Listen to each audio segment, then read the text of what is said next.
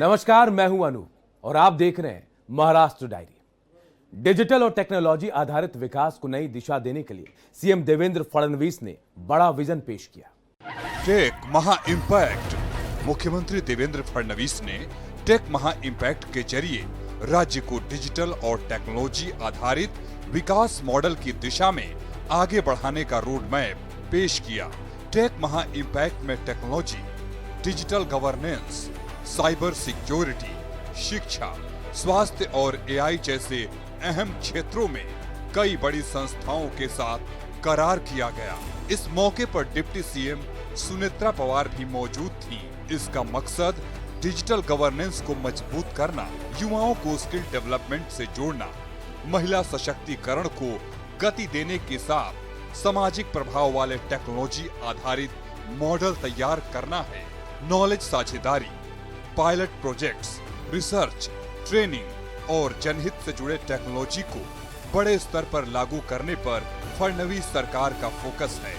Logistic और supply chain network में नागपुर नया हब बन रहा है। एडवांस लॉजिस्टिक पार्क किस तरह शहर को नई रफ्तार देगा। नागपुर देश का नया लॉजिस्टिक्स हब। लॉजिस्टिक्स और सप्लाई चेन सेक्टर में नागपुर तेजी से अपनी अलग पहचान बना रहा है।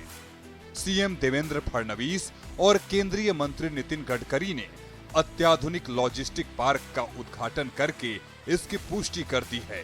नागपुर का अत्याधुनिक लॉजिस्टिक्स पार्क सिर्फ वेयर हाउसिंग तक सीमित नहीं रहेगा, बल्कि मैन्युफैक्चरिंग, सप्लाई चेन मैनेजमेंट और रोजगार के अवसर पैदा करने में भी अहम साबित होगा।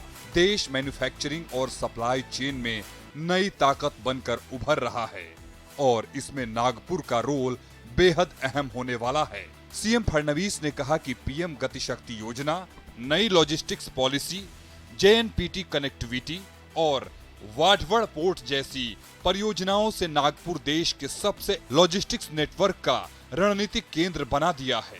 एक और मुंबई और दूसरी ओर नागपुर, ये दो सेंटर ऐसे हैं कि जो निश्चित रूप से बहुत अहम भूमिका निभा सकते हैं और उसके चलते हम लोगों ने इस मेगा लॉजिस्टिक पॉलिसी में नागपुर को भी एक बहुत ही महत्वपूर्ण जगह इस पॉलिसी के माध्यम से दी है। कृषि और ग्रामीण विकास को नई दिशा देने की दिशा में सीएम देवेंद्र फडणवीस ने बड़ा कदम उठाया। इसके तहत किसानों को लोन मुहैया कराने को लेकर बैंकों को सख्त निर्देश दिए गए हैं। किसानों को बड़ी राहत। किसानों, एमएसएमई और ग्रामीण अर्थव्यवस्था को सशक्त बनाने की दिशा में अहम कदम उठाते हुए सीएम देवेंद्र फडणवीस ने बैंकिंग सेक्टर को सख्त निर्देश दिए हैं। स्टेट लेवल बैंकर्स कमेटी की बैठक में सीएम फडणवीस ने नेशनलाइज्ड बैंकों के कमजोर फसल लोन के वितरण पर नाराजगी जताई और सिविल स्कोर को दरकिनार करते हुए बिना किसी दिक्कत के फसल ऋण देने के निर्देश दिए। इसके साथ ही स्टेट लेवल खरीफ सीजन प्लानिंग मीटिंग 2026 में महाराष्ट्र की हाईटेक और क्लाइमेट स्मार्ट खेती का रोड मैप पेश किया गया। बैठक में डिप्टी सीएम एकनाथ शिंदे और डिप्टी सीएम सुनेत्रा पवार भी मौजूद थी। बैठक में महाविस्तार 2.0, वसुधा एआई सर्विस, पीसीबीडीसी सिस्टम और क्रॉप सैप 2.0 महाट्रेस जैसी डिजिटल कृषि पहल लॉन्च की गई। साइप्रस इंडिया में साझेदारी। सीएम देवेंद्र फडणवीस की मौजूदगी में साइप्रस इंडिया बिजनेस फोरम का आयोजन। भारत साइप्रस के बीच निवेश साझेदारी को मिली नई रफ्तार। सेवा ही संकल्प का संदेश। वंदे भारत एक्सप्रेस से शिरडी पहुंचे सीएम फडणवीस। सीएम फडणवीस ने वंदे भारत सफर से दिया सादगी का संदेश। डिप्टी सीएम सुनेत्रा पवार का जनता दरबार।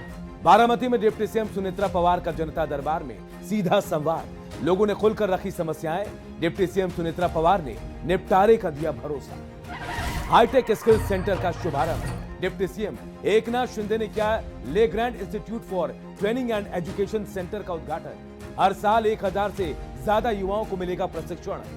मुंबई टेक वीक लोगों का अनावरण। सीएम फडणवीस ने किया मुंबई टेक वीक 2026 के लोगों का अनावरण। मुंबई में टेक्नोलॉजी और स्टार्टअप सेक्टर को नई उड़ान। भव्य होगा सिद्धि विनायक धाम। श्री सिद्धि विनायक मंदिर क्षेत्र के कायाकल्प की शुरुआत। सीएम देवेंद्र फडणवीस ने सौंदर्यीकरण परियोजनाओं का किया भूमि पूजन। डिप्टी सीएम एकनाथ शिंदे भी थे मौजूद। महाराष्ट्र डायरी में आज के लिए इतना ही। बाकी की खबरों के लिए देखते रहिए भारत एक्सप्रेस।